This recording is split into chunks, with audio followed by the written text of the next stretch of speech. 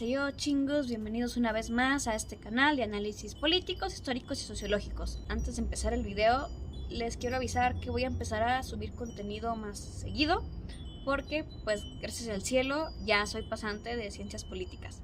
El día de hoy les traigo un tema un poco difícil y preocupante, porque ya he tratado yo este tipo de temas en el canal, pero cada vez están tomando más importancia, van ganando más ventaja. Yo creo que es algo muy problemático para nuestra sociedad, porque acaban de dar a conocer que un análisis de una base de datos de delincuentes de California muestra que miles de abusadores de menores están siendo liberados de prisión después de solo unos meses. La investigación que llevó a cabo dailymail.com revela que más de 7,000 delincuentes fueron condenados por actos indecentes con menores o en contra de menores. Estos 7,000 individuos fueron puestos en libertad el mismo año en que fueron condenados. Ni siquiera se les condenó muchísimo tiempo, y si se hizo, no se cumplió esta condena. Otros que cometieron algunos de los peores delitos que nos podemos imaginar cumplieron igualmente condenas muy leves. El fiscal adjunto John Hatami culpa a la Proposición 57, un proyecto de ley que se estableció en 2016 que permite la libertad condicional anticipada para delincuentes no violentos, apoyado por su jefe, George Gascon. Miles de niños se les niega la justicia y a estas personas no les interesa. Las estadísticas muestran claramente que esta gente no se reforma, cumplen su condena o salen antes y vuelven a recaer en los mismos actos decentes. Al dejar salir antes a estas personas, estamos generando más victimización, y eso es algo realmente aterrador. Aún no es muy claro si las estadísticas de tiempo en prisión de la base de datos de Megan's Law son similares para otros estados, pero son los resultados que dieron en California. Uno de los delincuentes en la base de datos es Reseda, residente Carlos Alexander Nahue, de 48 años. Fue condenado por continuo abuso hacia un menor en el año del 2015. Sus registros judiciales de Los Ángeles dicen que fue acusado en octubre del 2014 y no refutó el delito en enero del 2015, pero fue sentenciado a solo 2 días en una cárcel del condado de Los Ángeles y 5 años de libertad condicional. Ahora vive a 1 cuadra de la guardería de la escuela Royal Montessori y a 3 cuadras de la escuela primaria Reseda, según la base de datos de Megan's Law. Noah Thomas Holt de Watsonville, en el condado de Santa Cruz, fue condenado en 2013 por acoso y por actos indecentes. El hombre de 31 años fue declarado culpable en diciembre del 2013, pero los datos de la ley Megan dicen que fue puesto en libertad en 1 año. Y según su página de Facebook, comenzó un nuevo trabajo en una empresa de fabricación que se llama Threshold Enterprises en Scotts Valley. También fue condenado en 2017 Walterio López Contreras, de 47 años, acusado en mayo del 2014 por abuso. Aceptó un acuerdo de culpabilidad con los fiscales del condado en Fresno y fue sentenciado a 3 años en la prisión estatal de Wasco. Nada. Pero el expediente judicial dice que le dieron créditos de 390 días, lo que dejaría solo 305 días para servir o menos de 1 año. Un registro de la ley de Megan para Contreras de hace 3 años dice que fue liberado de prisión en 2016 y ya no hay un registro para él en la base de datos actual de la ley de Megan. El presidente de Mountain View, Terry Armand Costa, de 61 años, fue condenado en 2014 por relacionarse con un menor y generar contenido indecente, pero salió de prisión el mismo año según la base de datos. El registro de datos judiciales del condado de Santa Clara dicen que fue sentenciado por esto en noviembre del 2013, pero se escucharon 2 mociones de libertad condicional en su caso en 2015. También tuvo una audiencia para eliminar sus registros de los tribunales en octubre del 2019.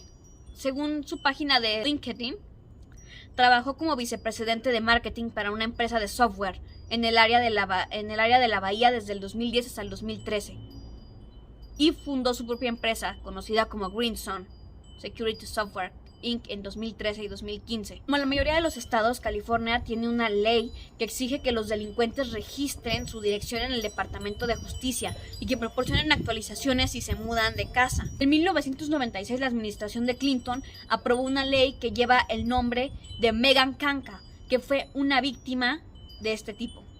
El sitio web de la ley Megan de California, www.meganslaw.gov, .ca.gov permite que cualquier persona busque delincuentes con detalles que incluyen nombre, edad, residencia, delitos, su ficha policial y las fechas en que fueron aprehendidos, en que fueron liberados de prisión por última vez. Este mostró 41.794.000, 76% de los delitos cometidos hacia menores. Y esas personas cumplen aproximadamente 2 años, 10 meses en prisión. Realmente muy poco para las acciones que llevan a cabo, ya que las políticas respaldadas por el gobernador de California, que es Gavin Newsom, permiten acortar las sentencias para reducir la población carcelaria. Este impulso lo ha hecho durante los últimos 5 años, saca a la gente de prisión mucho antes de lo que fueran sus sentencias. DailyMail.com no pudo realizar el análisis de los delincuentes agregados a la base de datos desde el año del 2019, ya que el Departamento de Justicia de California agregó bloques digitales para que no se pudiera acceder a esta información en su página, no se pudieran sacar nuevos datos. Este departamento también se negó a entregar una copia actual de la base de datos que debería ser pública según la ley de Megan. Un portavoz del fiscal general dijo que el problema era responsabilidad de los fiscales locales, los tribunales y los legisladores estatales. Mencionó que por lo general depende de los fiscales elegidos localmente garantizar que los estatutos aplicables y las pautas de sentencia se apliquen a los casos en función de los hechos y las circunstancias específicas, dependiendo en gran medida de los legisladores promulgar ese tipo de estatutos. A pesar de ser un trastorno mental según la Clasificación Internacional de las Enfermedades, establecido por la OMS, hay intentos por normalizar esta práctica. Una de las agrupaciones más conocidas es el movimiento MAP, que ha pedido eliminar este tipo de comportamiento del catálogo de enfermedades. Hace un tiempo realizaron varias publicaciones en Facebook, tras lo cual usuarios pidieron que se bloquearan y se eliminaran estos grupos que estaban promoviendo y normalizando este tipo de ideas en Internet. Estaban utilizando la plataforma de Change.org para esto. Este tipo de comportamientos están socializados y normalizados. Otro de los fenómenos que reflejan la normalización de estas relaciones con personas con gran diferencia de rango de edad podrían ser las llamadas Sugar Mommy y Sugar Daddy. Es decir, la práctica de citas entre una persona mayor rica y una más joven que está necesitada de ayuda financiera. Esto ya socialmente se está viendo como algo permitido, y más si el caso es de que el hombre sea mayor y la persona más joven sea una mujer. Dicho comportamiento se refleja en circunstancias comunes, principalmente en las familias aquí en México. Hay que recordar que nuestras abuelas o nuestras tatarabuelas o las bisabuelas vivían así. ¿Cuántas se casaban desde que eran adolescentes? 13, 14 años con un hombre mayor de 20 y tantos años. Hay que tomar en cuenta que la educación legal es una estrategia que podría combatir esta cultura que normaliza la violencia y el abuso contra las personas menores de 18 años. En casa se pueden aplicar ciertas restricciones que mejoren la seguridad de los niños en las redes sociales. Las personas deben de estar sujetas también a la presión social de alguna forma. De esto se encarga la espiral del silencio. Esta es una teoría del área de la ciencia política, propuesta por la politóloga alemana Elisabeth Noelle-Neumann, que nos explica cómo los individuos adoptamos nuestro comportamiento y las adaptamos a las actitudes predominantes sobre lo que es aceptable en la sociedad. Los seres humanos somos animales gregarios que vivimos en grupos. Lo que otros hagan nos importa y nos afecta, porque dependemos los unos de los otros. Por eso, continuamente estamos pensando y sondeando cómo piensan los demás y qué cosas hacen los demás para adaptarnos. Algunas personas, muy pocas, vamos a ser capaces de llevar la contra a lo que es socialmente aceptado o que se está viendo como normal en ese momento. Pero la mayoría no, la mayoría siguen tendencias y van aceptando las cosas para no quedar mal con los demás.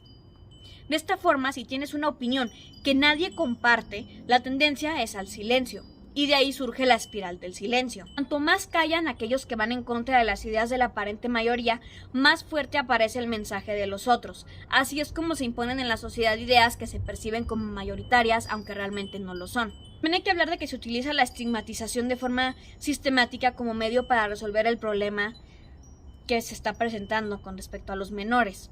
Nos presentan a esta persona como un ser socialmente estigmatizado porque no lo aceptamos tal y como es. Se intenta apelar a la compasión argumentando que la solución es aceptarlos tal y como son, usando los mismos argumentos que se utilizó en su día con la comunidad LGBTIQ, utilizando la retórica de la intolerancia. Pero aquí es cuando nosotros no debemos de dejar que nos manipulen con ese tipo de compasión o con la amenaza de intolerancia.